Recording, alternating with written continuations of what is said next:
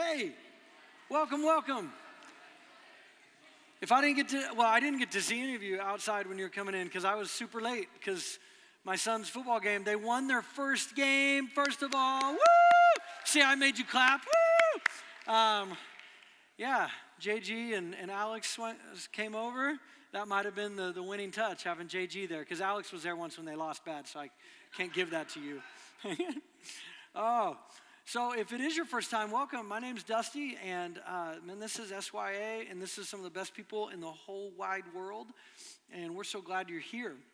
We're going to talk a little bit about friendship. We're in this series, not about friendship, we're in a series about Jesus and the power he displayed when he was here on earth over the human body. But while Jesus did a lot of miracles over the human body, he was always interested in something far beyond the miracle. And I want to show you a story tonight here in a little bit. It'll be in Mark chapter 2. If you have a Bible, you can get there now. And I want to tell you a couple stories about my best friend in high school, Matt.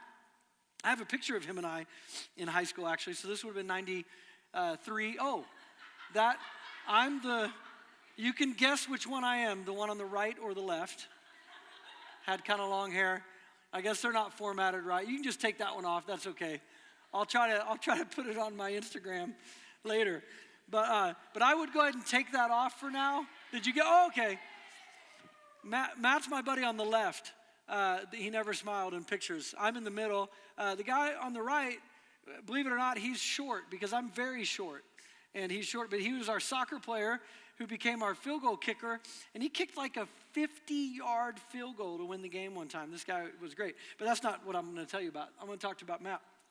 Matt and I started going to school together in 7th grade and became like immediate best friends. Lots of memories. Small town, spent a lot of time together, grew up together. But a lot of memories like the time we were in 7th grade and we got invited to an 8th grade party. And we were both going to go and get 8th grade girlfriends. Oh, I'm going to pick this up for the worship leader later. But we didn't get 8th grade girlfriends that night. But Matt was there. My dog died that night. And Matt said, hey, man, let's just stay home. Let's just stay home with your family. We'll go to a party another time. Of course, I was not about that. I just needed to cry for a minute, get cool again, go to the 8th grade party. We were inseparable. Both of us were deeply broken as teenagers. Matt actually lived with us during some of my 10th and 11th grade year. We were in the same grade. Just some problems at his home. He loved my parents and my sister like they were his own. We were once, there's just too many stories to pick from, but we were once at a party at another town before, and I was not a Christian at this point, and I used to strut when I walked, and I did not mean to, and I might still do that. I actually worked on it years and years and years ago because my wife used to imitate what I looked like walking, and I did not like the way that looked if it was real. And this big older guy, when I walked by, evidently strutting, said something, kind of making fun of me, razzing me or whatever. And before I could say anything back, Matt, like he always did, just popped off and ended up taking the first punch, right? But there's a story I want to tell you about that may not, other than he and I being friends, it may not connect right now, and it's not really supposed to, but it will at the end. But the summer, from 8th grade going into 9th grade, we were at the baseball fields. Somehow we got a bottle of liquor, and we were out in the woods. This is Southwest Missouri, little town, and Matt drank almost the whole thing. He passed out. He likely had alcohol poisoning. We didn't know anything about that. My friend Steve and I were so scared. It was just the three of us. We're in the woods. He's passed out and like throwing some stuff up. So we go to the gas station nearby. One of us does. We call my dad. My dad and my mom show up. They had to lay Matt down in the back seat, and we had a little car. And so it was my mom and dad and Matt laid in the back seat. So my dad said, "You and Steve stay here. I'm going to be back for you boys." And so we just waited. And I stayed up with my mom and Matt the whole night. He was throwing up black stuff. He hardly ever came to. I don't know how he didn't die, but he didn't. And I want you to keep this picture in the back of your mind. Just of Matt being driven back to my house, passed out. I'm waiting, not having a clue what's going to happen. When I came to Christ my senior year, Matt, I think, took it weirdly and I guess harder. it shook him up a little bit more than any of my other friends, not because I became religious. Matt would have told you that he was religious. But I began to take Jesus serious. I didn't grow up in church. Matt did. I took Jesus serious, and I broke away from the party environments of our little high school world. And I think Matt felt a little lost trying to navigate that without me. My senior year, a couple of my friends, and I loved them, they loved me, but they took a couple of like cheap shots about me, becoming a Christian, and just kind of razzing me. It really wasn't a big deal. It was usually things about like, it was either you became a Christian to try to woo Amy into bed, which I became a Christian before she did, right? Or like some of my friends legitimately thought it was a joke. They just didn't know, they thought like, hey, tell me what's up. I want to get in on this or whatever. It's not a joke, stupid. I'm a Christian. And they were razzing me one day about something, and I just smiled and shook it off because it wasn't really mean, but Matt would like take it personal, right? And like, which just the irony, he'd just start cussing him, for giving me a hard time for being a Christian. He about beat one of them up. This was Matt. I wanted so badly for him to come to Jesus, not to religion, but to Jesus. And he even tried for a while. He came to church with me my senior year a little bit and everything, but in the end, he wanted what he wanted. Went through a lot of drugs, a couple divorces, a lot of pain, and he's okay now.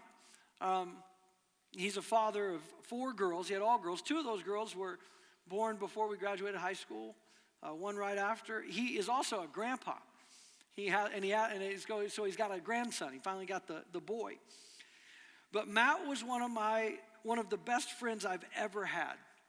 He was broken in every way, but even so, he truly wanted what was best for me. Like Matt loved me, not just what our friendship maybe provided him. And here's what I want to say. Here's kind of the thesis. Friendship wants what's best for each other. Friendship wants what's best for the other one. And Jesus, I believe, is the best of all things. And so what you and I need to do is invest in friendships that move us closer to Jesus. That's the thesis. Friendship wants what's best for one another. Jesus is the best. So invest in friendships that move you closer to Jesus. Jesus was an amazing healer of the body, but like I said, he was interested in so much more, things beyond the miracles. So I want to show you this picture tonight in Mark chapter 2 of this group of friends who bring their friend, literally they move him closer to Jesus. Some of you will be familiar with this passage. It's pretty popular. Mark chapter 2, it says this. A few days later, when Jesus again entered Capernaum, the people heard that he had come home. So likely Jesus is at his house, maybe the house he grew up in.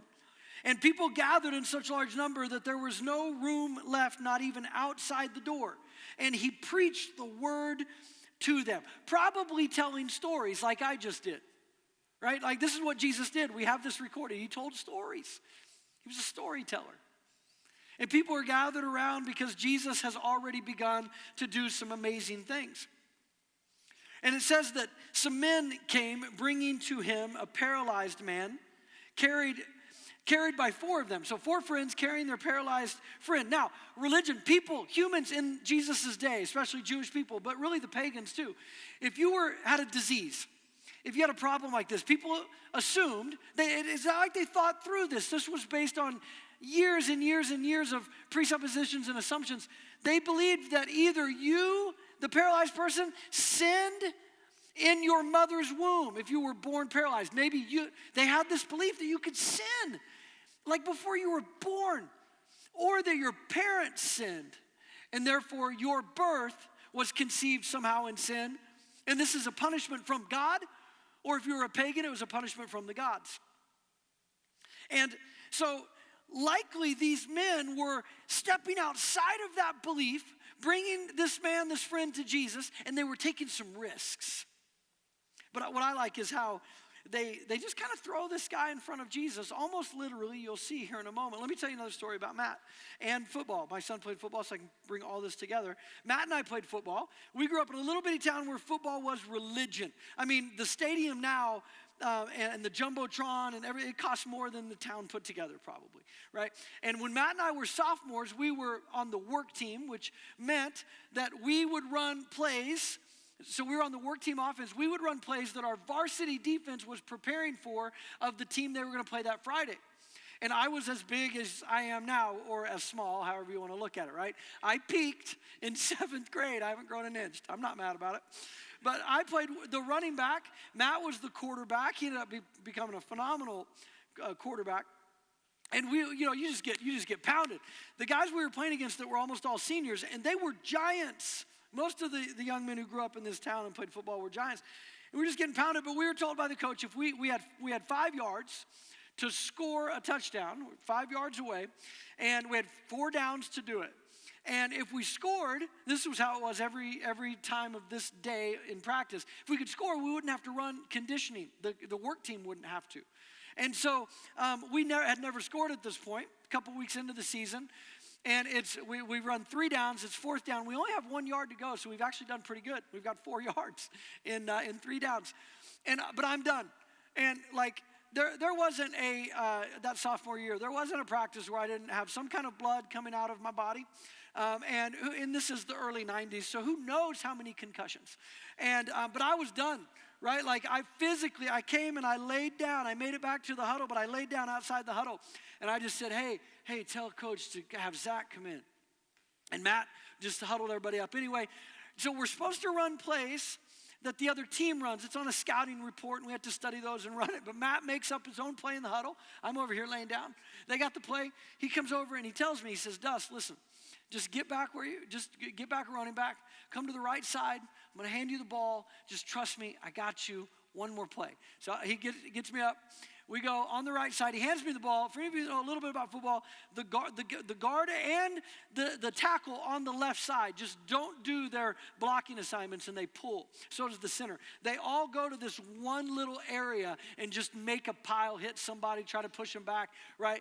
Hands me the ball. Then Matt just stops, grabs the back of my pants, and throws me about a yard. And we score. I mean, I got hit by like 4 guys, right? But we score. We don't have to run. I laid there in the end zone. I laid for 10 minutes. I laid there just smiling, right?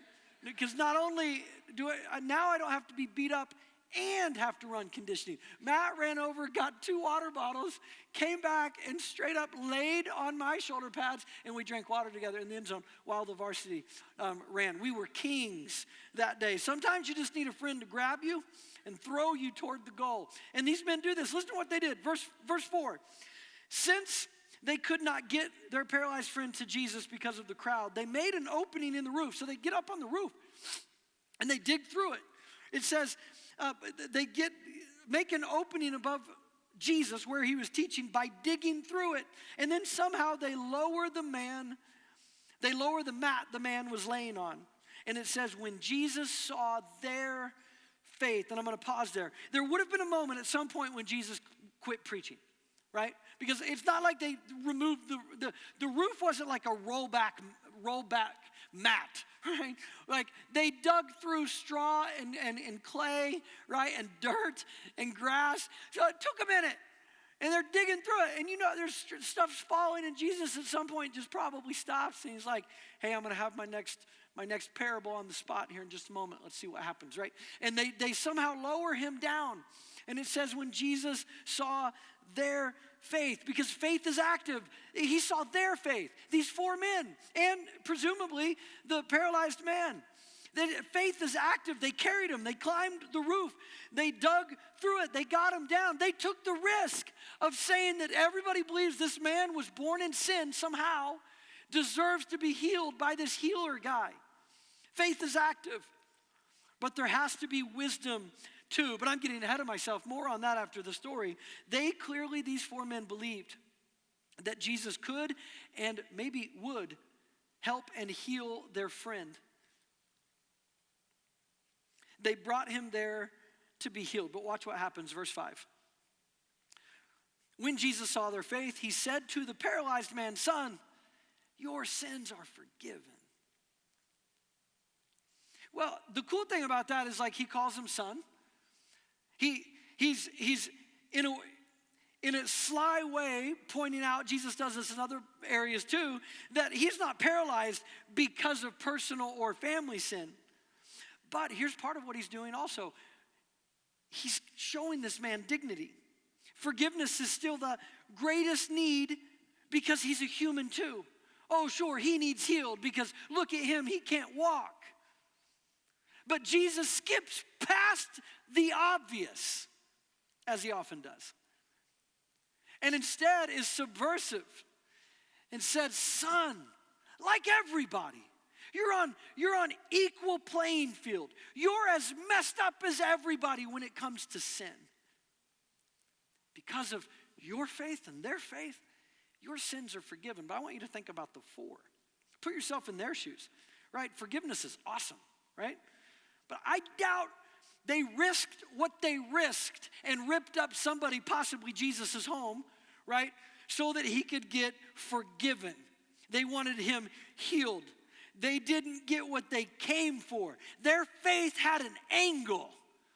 Their faith had a perspective. Don't judge them, because your faith does too, and so does mine. That's kind of how it works. Most people come to Jesus not for forgiveness, but for crisis management.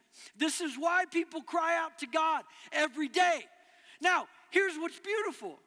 Jesus doesn't seem to mind what our angle is on why we come to him, just that we come. He takes us and works with us right where we're at. And in verse 6 it says, "Now some teachers of the law, religious folks, preachers of the day, they were sitting there thinking to themselves, he's blaspheming. Who can forgive sins but God alone?" Now, their theological conclusion is correct. Only God can forgive sins. Their conclusion about the identity of Jesus, they got terribly wrong. It says immediately Jesus knew in his spirit that this was what they were thinking, and he said, "Why are you thinking these things? Which is easier, to say to the paralyzed man, your sins are forgiven, or to say, get up, take your mat, and walk?" By the way, they're both very easy to say. Go ahead, you can try it if you want. You can look at your friend and go, "Son, daughter, your sins are forgiven," right? Or you can try to just say something supernatural, right? I believe that Jesus is gonna. It's really easy to say. Both are easy to say, Jesus. But he says, because he keeps talking, he doesn't like ask them a question and then wait. It's like rhetorical. And then he says, "But I want you to know that the Son of Man has the authority on earth to forgive sins." So he said to the paralyzed man, "I tell you, get up, take your mat and go home."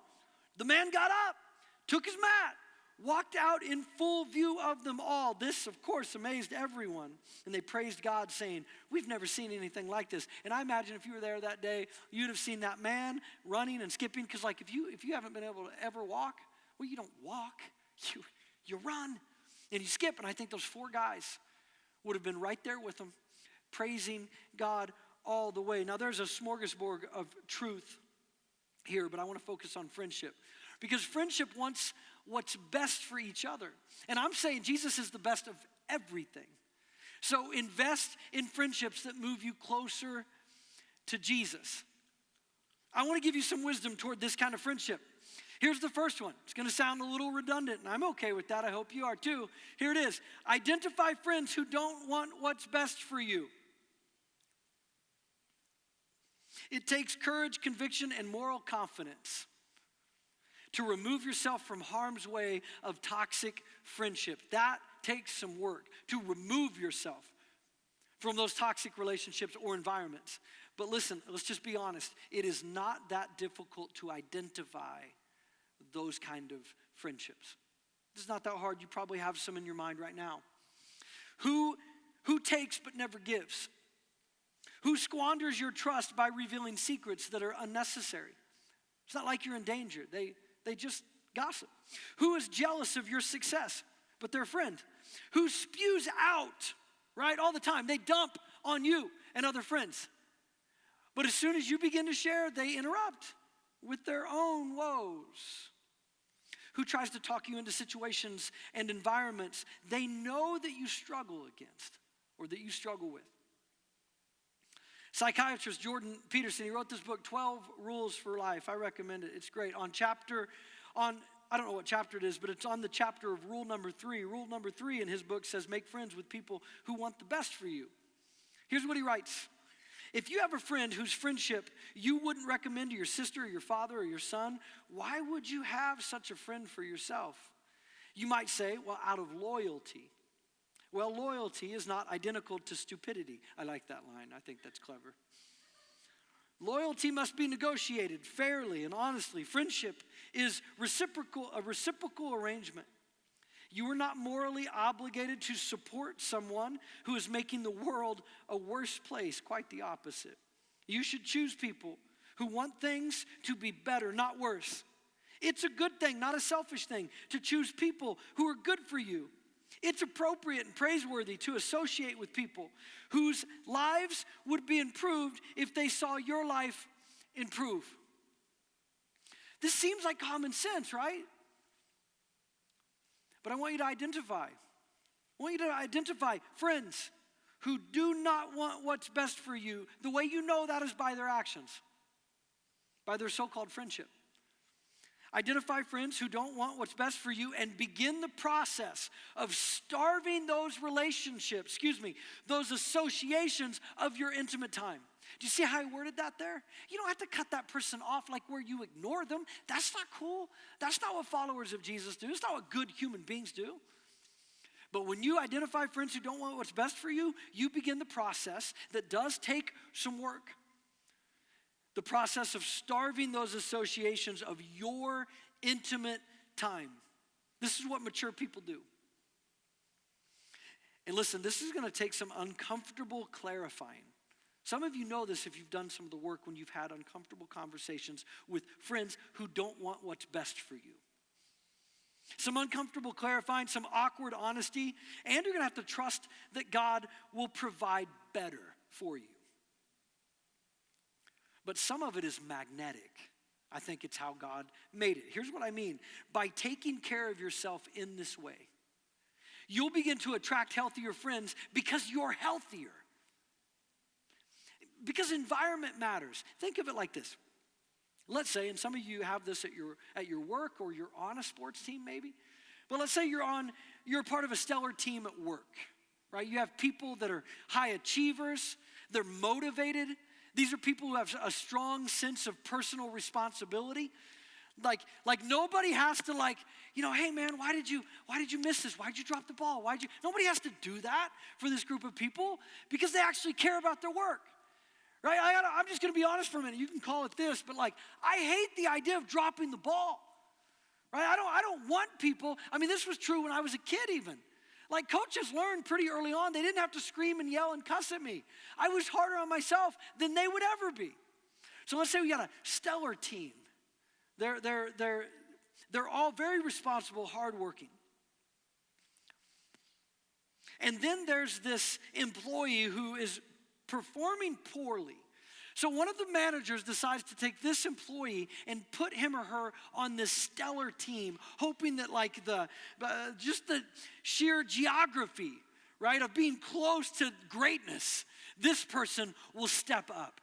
Some of you already know where I'm going because you've seen this and you know what ends up happening. What ends up happening is this person continues to do poorly. They begin to complain. This is what a lot of people who don't own their mistakes and take responsibility for their life. There's always an excuse. It's always someone else's fault. And they begin to do this on the team. But this employee is being paid the same amount. Clearly, they're not being reprimanded enough. They've been moved from this team to this one. And maybe the others on this team who've been killing it, all of a sudden they're like, man, what's up? This isn't fair. And if you're around enough complaining and negative and poor performance, well, it starts to rub off because down is always easier than up. And there are times our attempts to pull someone up can lead us to being pulled further down. If this is true at work, and it is, all the data points to this. This isn't just a made-up scenario. And I wonder what would happen. No, we kind of already know through social data. And if it's true at work, how much more in friendship? Identify your friends who do not want what's best for you. You may find that they're not really a friend. Then, be the friend you desire to have.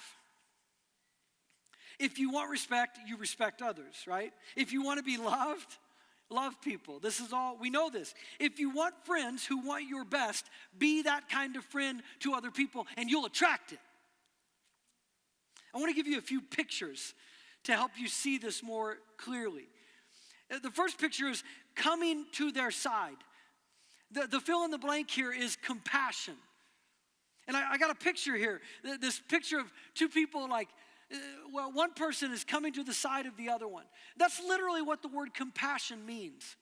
It means to come to the aid of, or to have this desire to come to the aid and come alongside. I have a 10-year-old son named Silas. I have a picture here, a tough guy picture. Can you show the tough guy picture of Silas? Well, that's the funny picture, but that's a good one.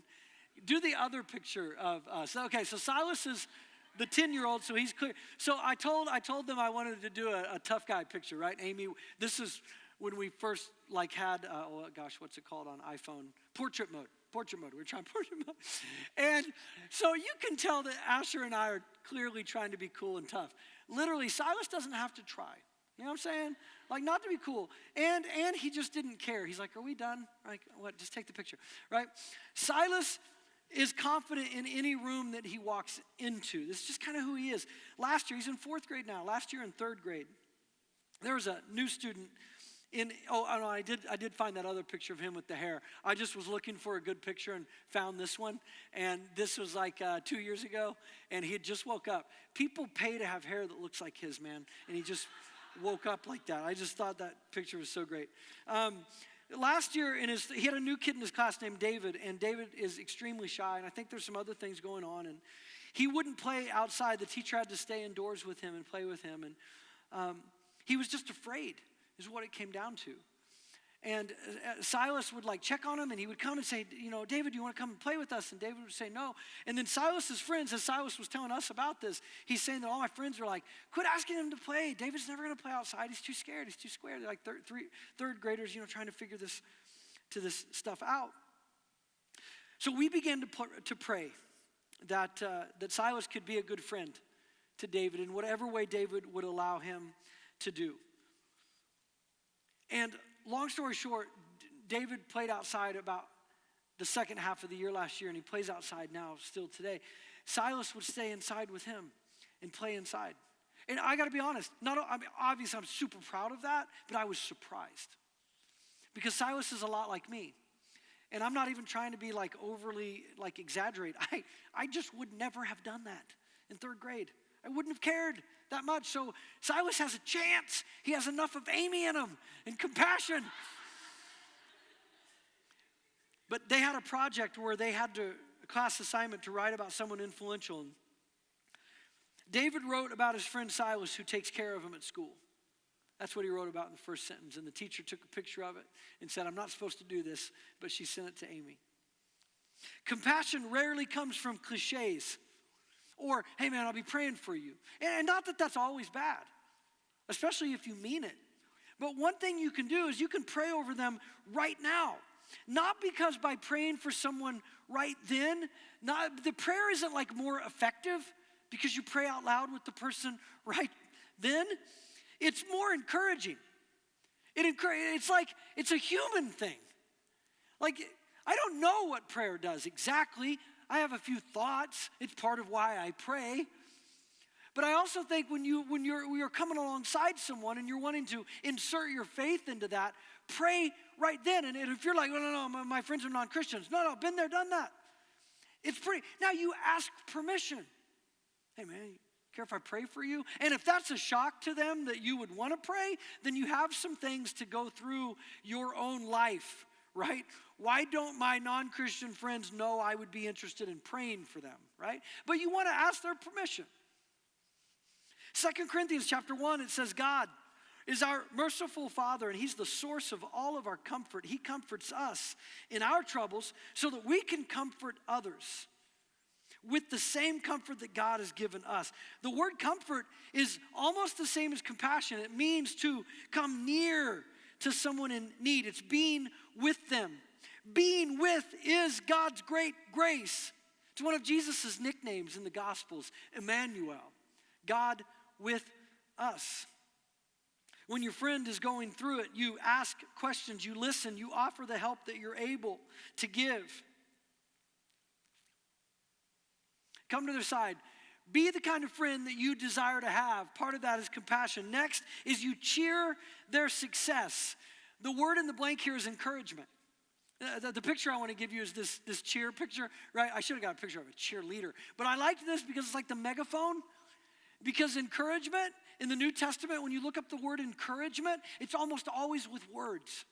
So that's why every day or each day that I drop my boys off at school, I say, hey, bless people with your words, remember the Lord, and remember your dad loves you. Now the last two are like, remember. But the first one is, because it's one of the biggest things we control in our lives. We have unbelievable power with our words. It's this gift. Or it can be a sword and tear people down. So I'm going to say, bless people with your words. Cheer them on. I have a picture of my office. It's kind of the zoomed out picture. You see a bunch of confetti all over.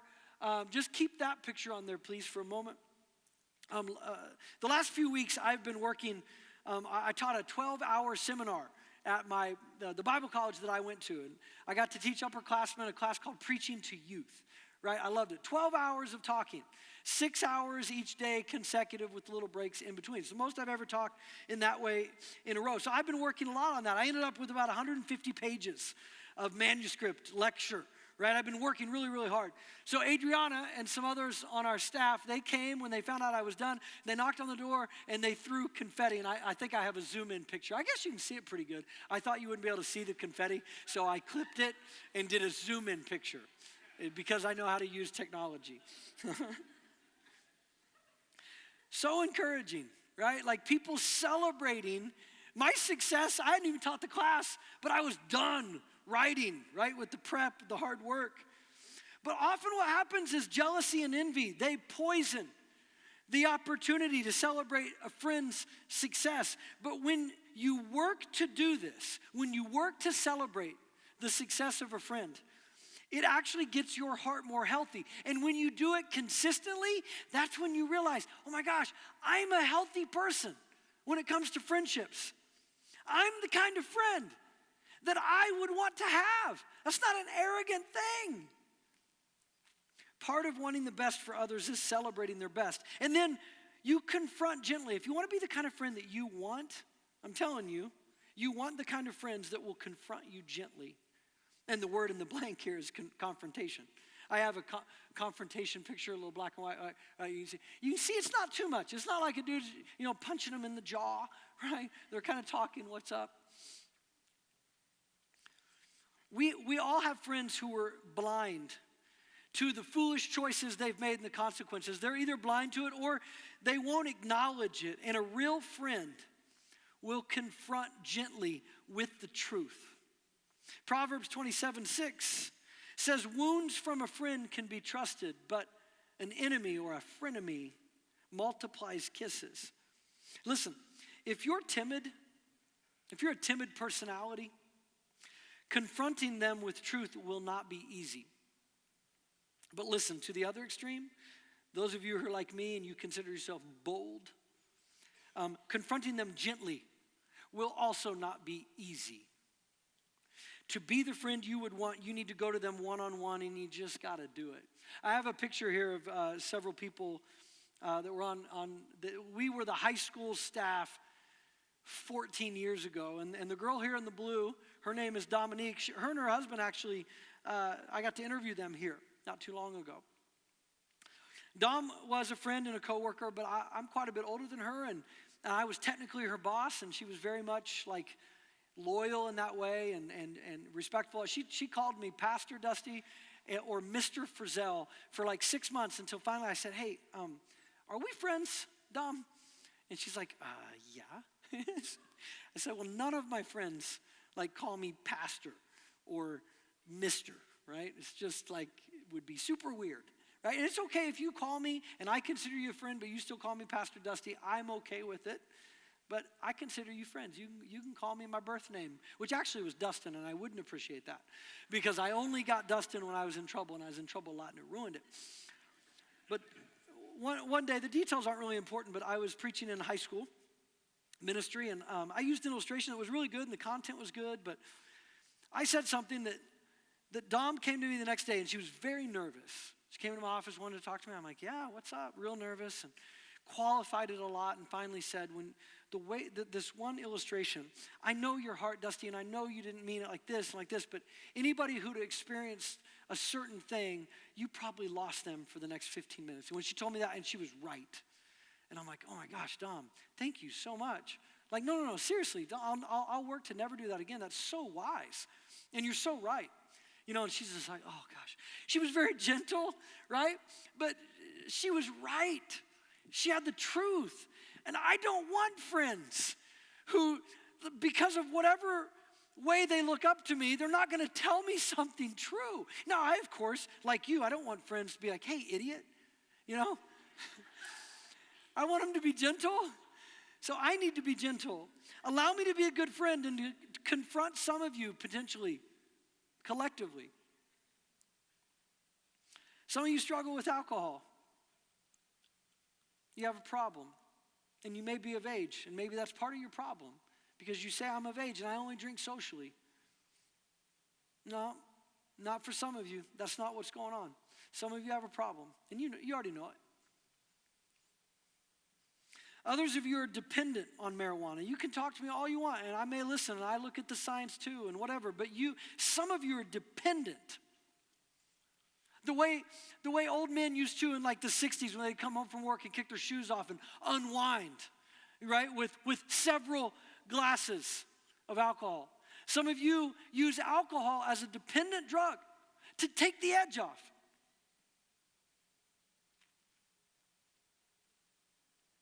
Others of you attend church, and you have friends that don't know Jesus, but you don't share your faith. You don't reach out to those with need. Your Christianity is based on beliefs, and my brother or sister, that doesn't exist. When it's, according to the scriptures, it is never just beliefs only beliefs were always tied to how we live. Most importantly, how we treat those who are in the most desperate need. So I'd love to confront a few of you gently with just my words. You know who you are. Some of you are 20, 23, however old you are, and you still live at home, which is fine. That's not what I'm talking about. You've got a solid reputation.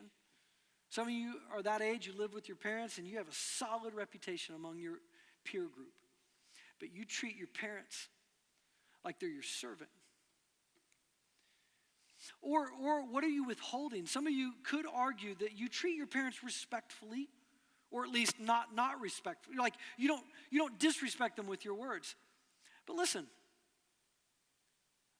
are you openly grateful to your parents who gave you birth, have raised you, and are still allowing you to come into adulthood?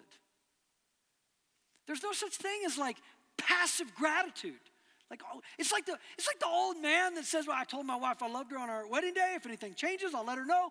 You might say, well, I may have told my parents thank you before. Some of your parents are dying on the inside just to hear how much you love them and are grateful for them.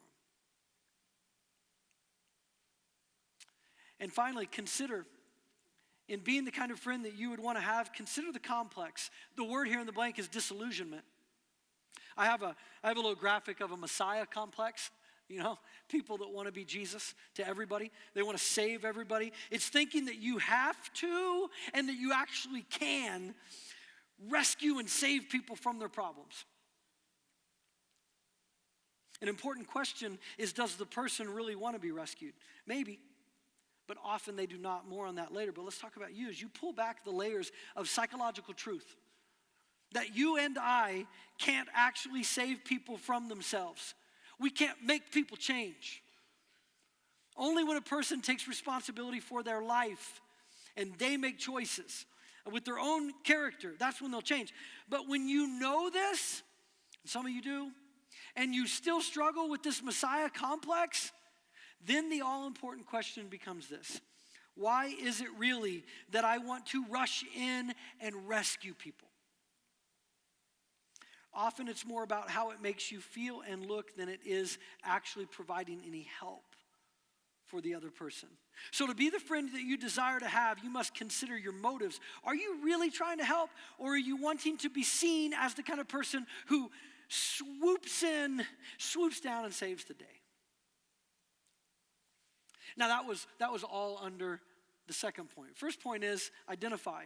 Identify the friends in your life who do not want what's best for you, and then become the kind of friend that you would want to have. And then here's the last point: wisdom. That you would carry other people. Carry others once you're equipped with wisdom and character. Because I'm not making a contradiction, I promise. I'm not telling you to not have a Messiah complex, but to carry other people. There's a subtle but important detail in Mark chapter 2 about the paralyzed man. Well, it's a subtle detail that's not there. There's no mention of this paralyzed man objecting to his friends carrying him to Jesus. Now, I understand you could make the argument that what could the guy have done, right? He was paralyzed, literally. Fair enough. But here's the truth, a very important truth. To truly help someone, they have to truly want to be helped. Here's an example of counseling. Not sure if I've used this here. I've counseled people for 20 plus years. And there are times when the person describes their situation, and often it's in extremes with details that imply that the odds and everyone else are stacked against them. And then they finally say something like, "What should I do?" And I ask a series of questions. And then I begin with some pretty simple wisdom, which usually has to do with the only thing that this person can control, which is their own choices and their own character. And so I give some advice. Well, we'll say I'd give advice number 1. And often what happens is there's a response. Well, often what happens with people that I'm concluding at the end of the day, they don't really want help. They'll say something like, no, that won't work because, okay. Advice number 2. Oh, I've already tried that. Yeah. No, I know. I've already tried that. Okay. Advice number 3. And they replied with something like the extreme language, right? That will never work. That will never work because. And that's usually when I very gently as I can, say, man, I'm so sorry that you're going through this.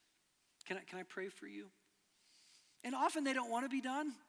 So they talk some more and I listen. But I offer no more advice. Because at that point I realize that they don't actually want help moving forward. They want to be heard and they want to be pitied. And I can at least do the first one, right? But for those who truly want help, we can help. And we can even carry them a little for a season. For people who truly want help. There's a young man that grew up here named Corey Halloran. Some of you know him. He was in my D group in high school for a long time, my discipleship group. He's funny and weird, smart, truly one of the most unique young men I've ever known. When he was a junior in high school, he told me he wasn't sure he wanted Jesus. It wasn't that he didn't believe in Jesus. He just didn't know if he wanted him. He wanted to do what he wanted to do, and he was struggling with some pretty heavy things. And I paced with him for a while until he was just doing what he wanted to do. So I had to tell him, hey man, I love you so much. You already know this. I've proven this. I can be your pastor, but I cannot be your mentor because you don't take my advice at all. And I said all the things that I would need to say. And he thanked me, and we had kind of a break, a holiday break. It's about 4 months later, he came back to me.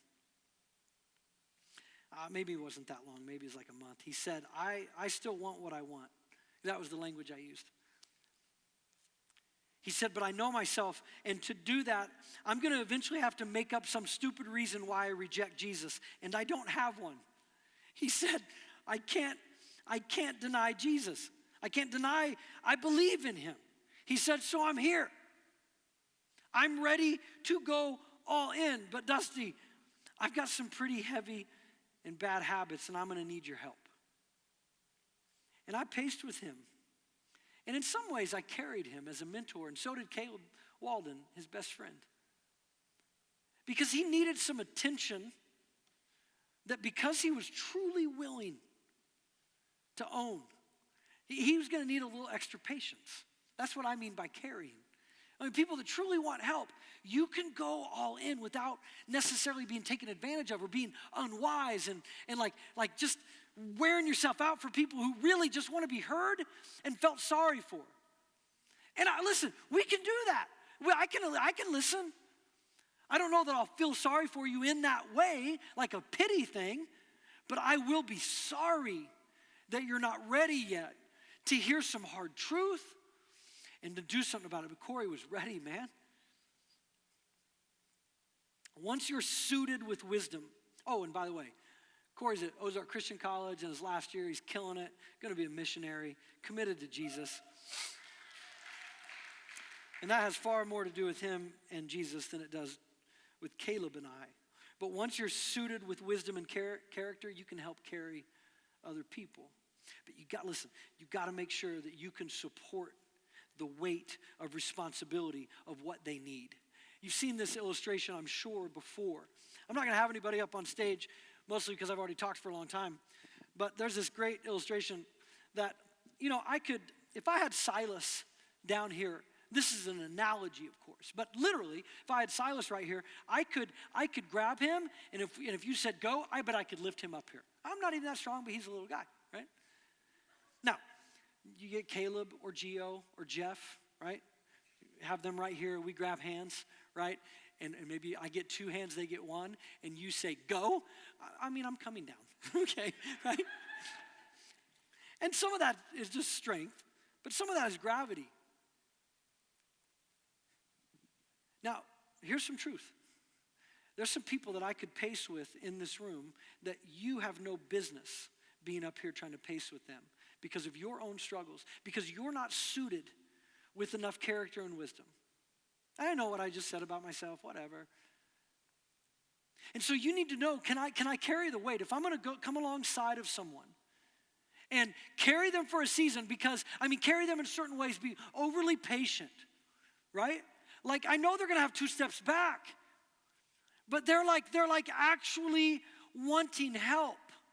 Can you carry that weight? Or are you just going to get sucked down? Because that could actually happen with people who aren't even necessarily trying. I want to conclude with a story that I haven't told tonight, but it's the story I asked you to just keep in your head at the beginning when I was talking about my friend Matt. My dad died of cancer 10 years ago. Matt was right there the night before the funeral with my mom and my sister. My dad's, his grandkids, my kids, my sister's kids. And Matt stood at the casket with us before the director closed it. It was going to be a closed casket at the funeral because it's what my mom wanted. My dad just didn't look like my dad. Cancer ate up his body. But when they closed the casket, Matt literally fell to his knees. Just began to weep uncontrollably. I had to console him. And my dad was, many of you have heard, he was my hero for 1,000 reasons. He was quiet with his words, but he spoke volumes with his presence. My dad, straight up, if you watch This Is Us, my dad didn't look as cool as Jack, but that's my dad. That kind of quiet wisdom. And my dad's name was Jack, so there's that. But my dad was also a hero to Matt and so many of my friends. How Matt is not dead multiple times when we were young is a miracle, and part of that miracle was my dad. And we sat down in these little chairs. The casket was up here, shut the casket. And we sat down. Matt was crying. And my mom came over, and she sat in between us. She scooted me over, and she wanted to sit with us. And she said, I want to tell you boys this story. And she recalled that night, 8th grade summer going into 9th grade, when Matt drank almost a whole bottle. And I'm laughing only because everything was okay at the end, but probably had alcohol poisoning. And Mom said, Dust, I don't know if you knew this, but we put Matt in the car, and you and Steve stayed at the baseball fields. And when Ralph, my dad, when Ralph picked Matt up out of the back seat. He was carrying him in. Matt came to for just a moment, and he looked up at my dad and said, "Hey, Dust." He thought it was me. He said, "Dust, you can't tell Ralph, okay? He'll be so disappointed in me." And then he just, like before he passed out, my dad says, "Maddie, it's okay. I won't tell Ralph," right? And my dad takes him inside. And my mom just told us that. She laughed. She may have told a couple other stories, and then she walked away. We were 14 that night at the baseball field. When we sat on those two little chairs after my mom walked away, we were 33. We were the age of Jesus. And Matt said to me, and I quote, I wrote this in my journal that night. He said, "Dust, to my detriment, I've never given a damn what anybody ever thought of me, not my parents, and not even my wives," and he'd had several. He said, "No one except Ralph Frizzell. He's always been my standard, my North Star. What the hell am I supposed to do now?"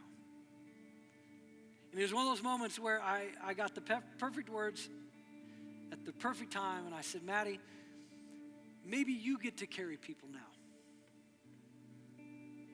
Because you've been carried too long, man."